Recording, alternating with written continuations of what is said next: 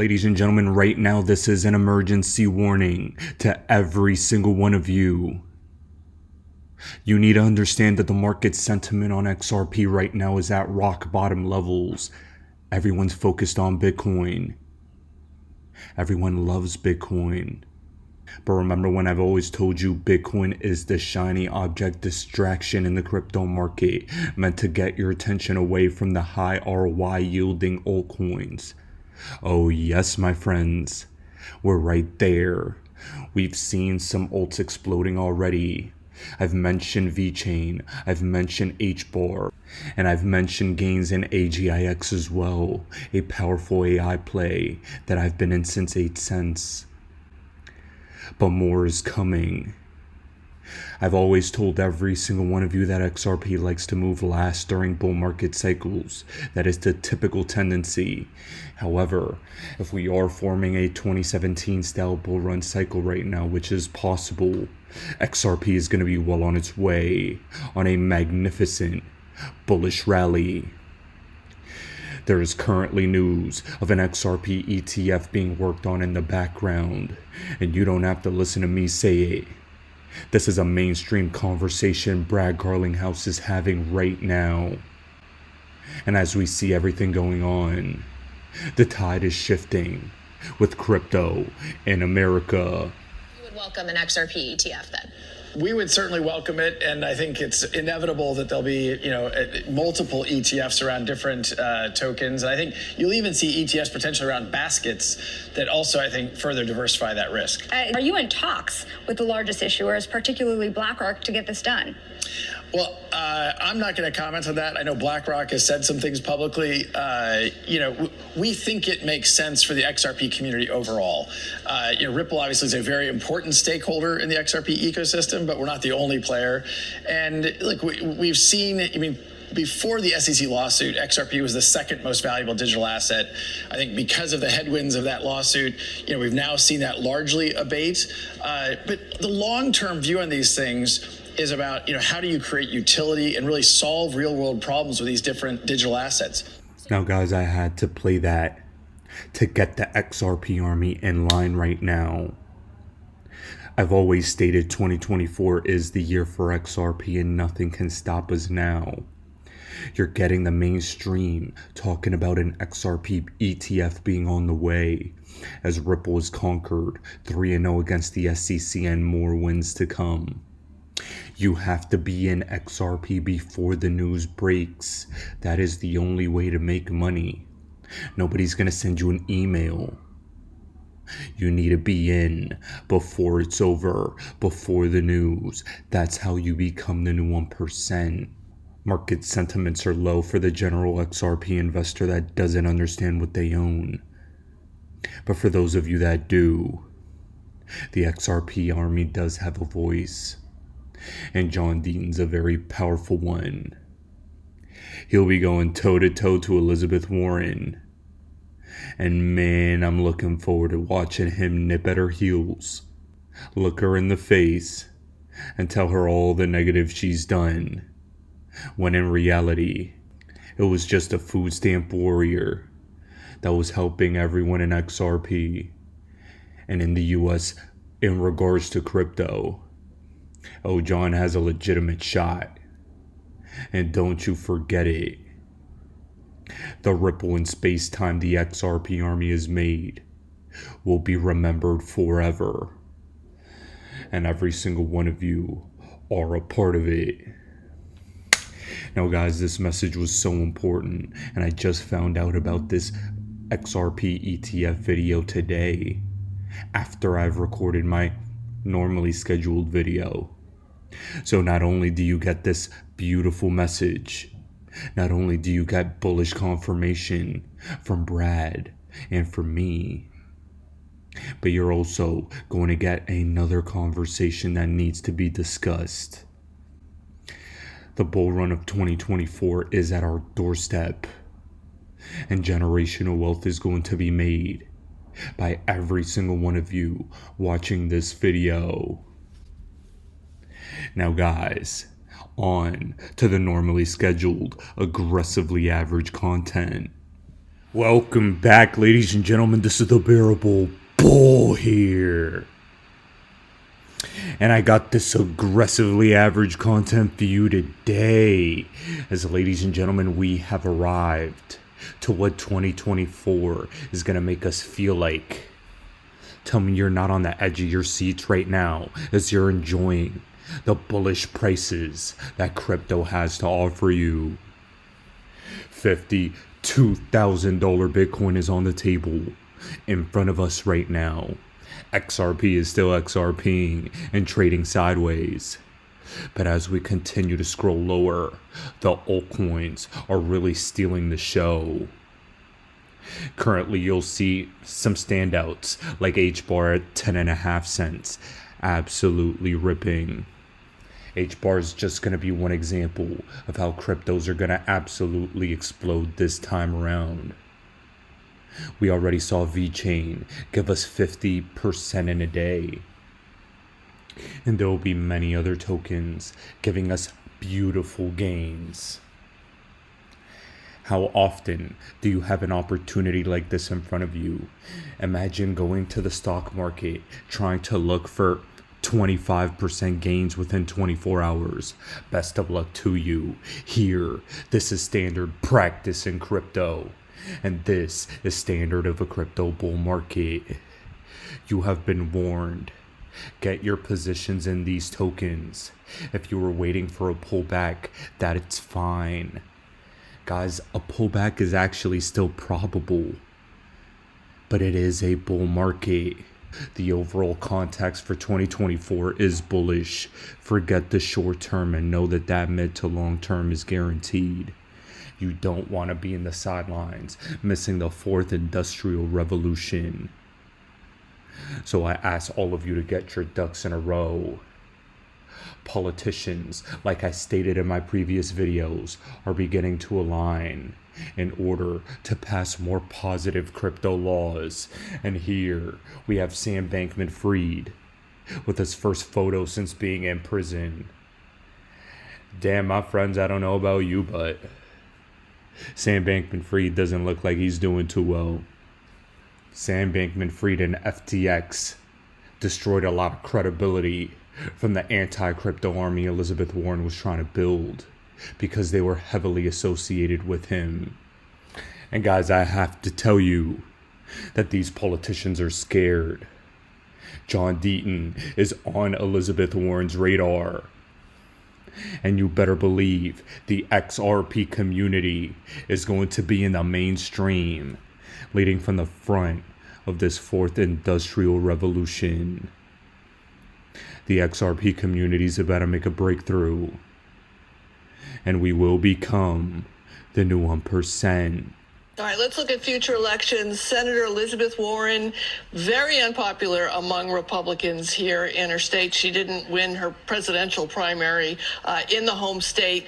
So far, no Republicans have officially thrown their hat into the ring. We're getting close to the election. We have heard John Deaton's name being bandied about. What can you say about whether or not the Republican Party will have a candidate against Elizabeth Warren in the general election? So I'm really happy to share with our viewers today that we will have a candidate. John Deaton has been in the news in this last week, and I expect that he'll make a decision in the coming number of days whether he'll be a candidate or not. He has an interesting background, and I think will present a strong candidacy if he decides to run against Senator Warren. Why is he the candidate for this election, and why are we looking for someone who is out of state, who's moving to the state? Were there no other Republicans who were ready to take on Elizabeth Warren? Well, certainly Elizabeth Warren has a war chest. It's a presidential election year, which tends to be a little bit more difficult for Republicans to run in Massachusetts.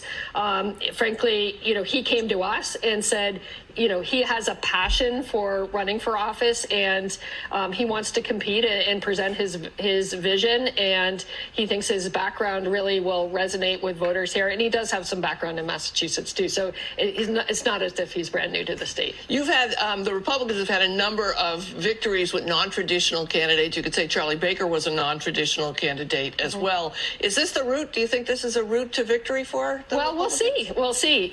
Certainly, he grew up in the streets streets of Detroit, and I would say in certainly very difficult circumstances. And so he's going to, if he does become a candidate, he'll present that vision to the voters in Massachusetts. My oh my, ladies and gentlemen, how far the XRP community has come. From being sued by the SEC all the way to now going against Elizabeth Warren for the Senate.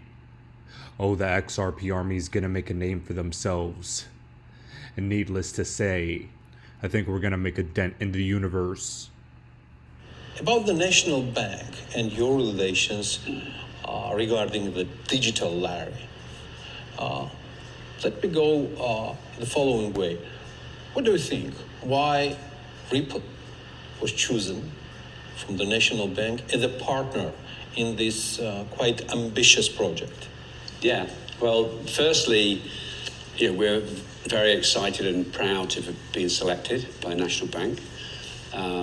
It was quite a long process. I think we started talking to the team over 2 years ago. So there's been quite a long and thoughtful process. We took the time to really understand what the objectives were of this Digital Lari project. And it's a pilot, so it's Absolutely. I would call it an advanced experiment on the way towards some real system. So, we took some time, and I think ultimately there's probably 2 or 3 reasons why. I think the reasons why we were selected. Firstly, is ultimately we're a technology provider. We have developed technology specifically for CBDC, using technology based on blockchain. That technology has been actually used for more than 10 years, so it's sort of lower risk from that perspective because it's been used. And then also we, as a company, Ripple is about 11 years old, which is not very old compared to the country of Georgia, but for a fintech, it's fairly well established, and we've been running payment systems globally for 10 years. And then I think there was just a good alignment, culturally. We shared the objectives, and I see the specific details of this project. We have some experience, and hopefully we can demonstrate that with them. So a long answer, but a long process to get here. But at the same time, can I consider the mentioned 2 or 3 reasons why Ripple was chosen by National Bank of Georgia as an advantages what Ripple brings to the table, to the Central Bank of Georgia? Yeah, so I think the one is the technology. At the end of the day, we're the technology partner. So we have proven technology that has been used in 10 or more other countries to do similar sorts of pilots. And then again, I think it's our experience, right? The fact that we took the time to sit down with the bank, understand their objectives, and we put together a comprehensive package. So we're helping them with all aspects of the project. The technology is the center, obviously, but we're bringing our experiences to Georgia. Now, guys, surely a lot of people will try to tell you that, XRP's not going to make it. They're a scam and a Ponzi scheme. And yet here we see them speaking the real talk out loud. The National Bank of Georgia, a central bank, is using Ripple as a key partner for their digital Lara pilot. And they would only be doing this if this project in XRP was 110% legitimate. Ripple and XRP will go hand in hand to the finish line of making us the new 1%, my friends. And we're fast approaching our climax of a moment. Guys, over the past 2 days, I've been promising my best XRP video yet. And that video is almost completed and will be up by tomorrow. But what I want to stress to every single one of you is that we are in bull market territory for all of 2024. And I have one final supermassive bull run warning for the altcoins before everything takes off. Please subscribe to my OnlyFans at onlyfans.com/thebearablebull to find out which one it is, as it is a high-risk crypto. I cannot just share that crypto with the entire world because there is risk involved. However, I genuinely believe that it is showing the initial signs of making its full-blown bullrun move. And the biggest thing that just happened to it was that it just partnered with Ripple. I also have another special hidden gem accompanying that token. And I hope all of you take a listen and take advantage so you're not regretting missing out on these gains. Ladies and gentlemen, this is the Bearable Bull here. Thanks for tuning in. As always, I appreciate every single one of you. Now I'll be back tomorrow with another video. Hot tips will ruin you. If you want to be a successful investor, be boring. Please get some experience and please focus on what you already know. Don't listen to hot tips. We're all going to be down at the bar on Saturday. And I promise you, at least 10 people are going to come over and say, you know, let me tell you about this company. Let me tell you about this stock. It is going to go through the roof. It is the best thing since sliced bread. You should buy this stock. And if you don't listen to him, don't worry. Someone else will come over and give you a hot tip. Please ignore them. It is not a good sign when you go to the dentist and the receptionist wants to talk to you about stocks. Don't get excited when everybody's excited. And please, if everybody's depressed, you should get excited. Emotions usually do not help when you're trying to make investment decisions. We're all human beings and we all have emotions, which can be a negative.